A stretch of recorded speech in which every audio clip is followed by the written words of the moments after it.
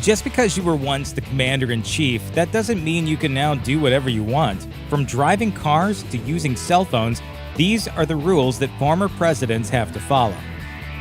One of the greatest perks of being president is not having to deal with traffic every day.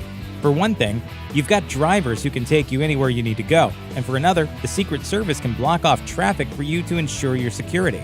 It's no fun for anyone else on the road, but hey, you're the president, and you have important things to do. There is a downside, though. Once a president's term is over, they can never drive a car on an open road again. The reason is because of the lifetime Secret Service detail that all ex-presidents get. After all, one of the least safe places you can be is on the road, and that's just under normal circumstances. Add in that ex-presidents are always a target, and things get even hairier. So, to ensure their safety, they're not allowed to hit the road. As George W. Bush explained to Jay Leno, he's only allowed to drive on his own private property, far from any reckless drivers or people who wish him harm. He must be driven everywhere by Secret Service agents trained in evasive and defensive driving maneuvers. The rule was instituted after John F. Kennedy's assassination in 1963. Lyndon B. Johnson was, to date, the last president to drive on public roads. One of a president's most important duties is to be aware of any potential threats to the security of the United States. These briefings are carried out constantly throughout a president's tenure, even multiple times a day if necessary, because the world is always changing and threats can come up unexpectedly. You'd think former presidents would no longer need to be bothered about such things since they're retired from the job and are now private citizens, but you'd be wrong. They continue to receive national security updates for the rest of their lives. Not necessarily because they're expected to actively do anything about them, but just in case they have advice they can offer the current administration or if they get asked about the situation by the press. Even if being president isn't their job anymore, they still need constant updates about what's going on.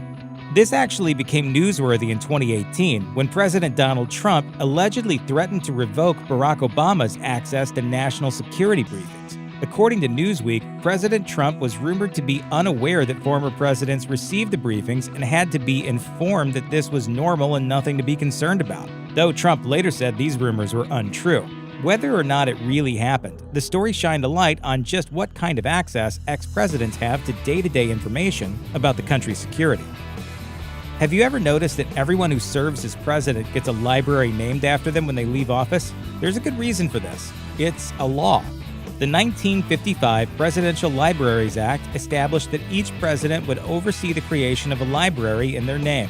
While having a library named after yourself is definitely a cool perk, presidential libraries are a little different. They contain every non-classified word a president has written in office, even the stuff that may not be so good, such as Bill Clinton's library in Little Rock, Arkansas, which features information about his impeachment scandal. They're not allowed to keep certain materials out of their libraries, as anything created during a president's term is legally considered to be public property. This was decided after Richard Nixon attempted to leave out materials regarding the Watergate scandal. The lights are off and they must be looking for a fuse box or something because them flashlights, they're keeping me awake. The individual presidents do have some control over how much a certain subject is featured, though. For example, George W. Bush's library in Dallas, Texas, does mention his invasion of Iraq, but instead of shying away from it, the materials on display defend his decision to go to war. We all assume that the government is listening to everything we do these days, especially after numerous scandals have come up in the last 2 decades where the government was caught doing exactly that by surveilling U.S. citizens without a warrant. The intelligence community has since tried to clean up its image by being more transparent about this, and it now requires warrants in many situations. However, the Secret Service often gets exceptions to these rules in cases relating to the security of current and former presidents. For example, according to The Hill, the Secret Service got an exception to warrant laws regarding so-called stingray devices that can monitor the location of cell phones, with the Department of Homeland Security arguing it was impractical to require them to obtain warrants to monitor the president and other important individuals.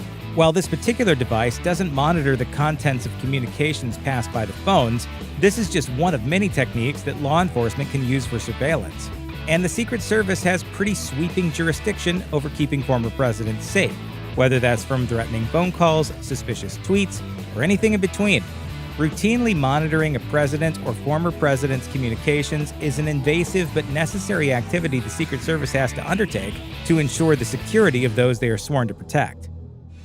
Former presidents don't have much privacy, and those snoopy Secret Service agents even get to paw through their mail. An ex-president's regular old snail mail and packages must be examined by agents before they can be delivered. That may sound like overkill, but they've caught several dangerous deliveries by doing this, even as recently as 2018.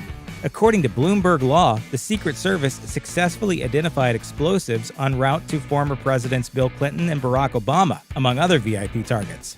And it's not just a random agent shuffling through and opening the ex-president's mail on the way back from their mailbox. It's all screened off-site by trained security staff with knowledge of dealing with explosives, dangerous chemicals, and so on. Every mail piece is meticulously examined for any possible threats to the former president. What's more, the Secret Service agents aren't the only ones keeping an eye on ex-presidential mail. The United States Postal Service also gets in on the act, as they monitor any suspicious packages sent through the mail, no matter who they're going to, through a program called Dangerous Mail Investigations, which sounds like a show that CBS will be picking up any day now. It is my opinion that it is utter nonsense. Every so often, you just need some alone time. People take walks, seek out a quiet room, or whatever they need to find a little peace and quiet.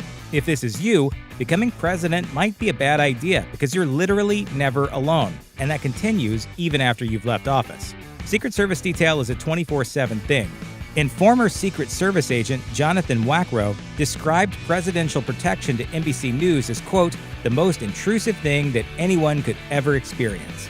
Basically, you're constantly surrounded by people you barely know, and since agents can be swapped out or moved around, ex-presidents are likely to be surrounded by strangers for the rest of their lives. And these agents don't take a break when things aren't going well, like when there are arguments between spouses. Agents are even with former presidents during holidays. Imagine not being able to eat Thanksgiving dinner without a bunch of people in black suits posted up nearby.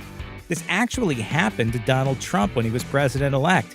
When he and his family sat down to holiday dinner at Mar-a-Lago, more than 150 Secret Service agents were there too, since all of his family members who were in attendance had Secret Service details of their own. Being one of the most powerful individuals in the world might seem like it would include the ability to do, well, pretty much anything you want. This isn't necessarily the case. Because of that 24/7, 365-day-a-year Secret Service detail, it's hard to be spontaneous. If a regular person wants to pop down to Starbucks and get a grande French vanilla latte or whatever, they just head that way, get their coffee, and get on with their day. Due to a former president's large Secret Service detail, though, anything they want to do, even normal everyday stuff, becomes a huge undertaking.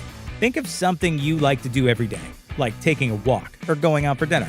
Now imagine you have to do that thing with an entourage of strangers disrupting everyone around you for the rest of your life.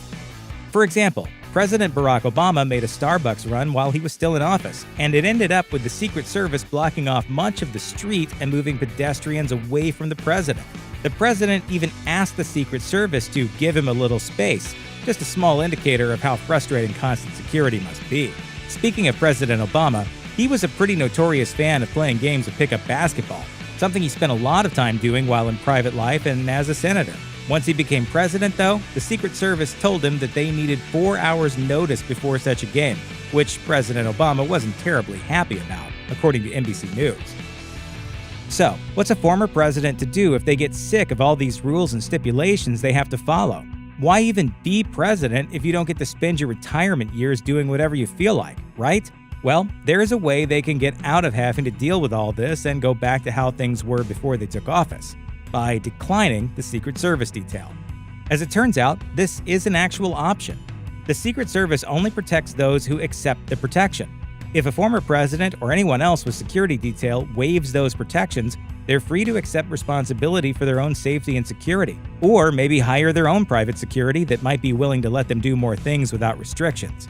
Former President Richard Nixon actually did this in his later years, though the reason he gave was to save the government some money, according to the New York Times. Then, in 2017, President Trump's son, Donald Jr., willingly declined Secret Service protection, as reported by the Times, citing privacy as his reason for doing so. While the Secret Service heavily discourages protectees from choosing to do this, it's absolutely an option if a president ever wants to drive their own car again. Check out one of our newest videos right here. Plus, even more grunge videos about presidential history are coming soon. Subscribe to our YouTube channel and hit the bell so you don't miss a single one.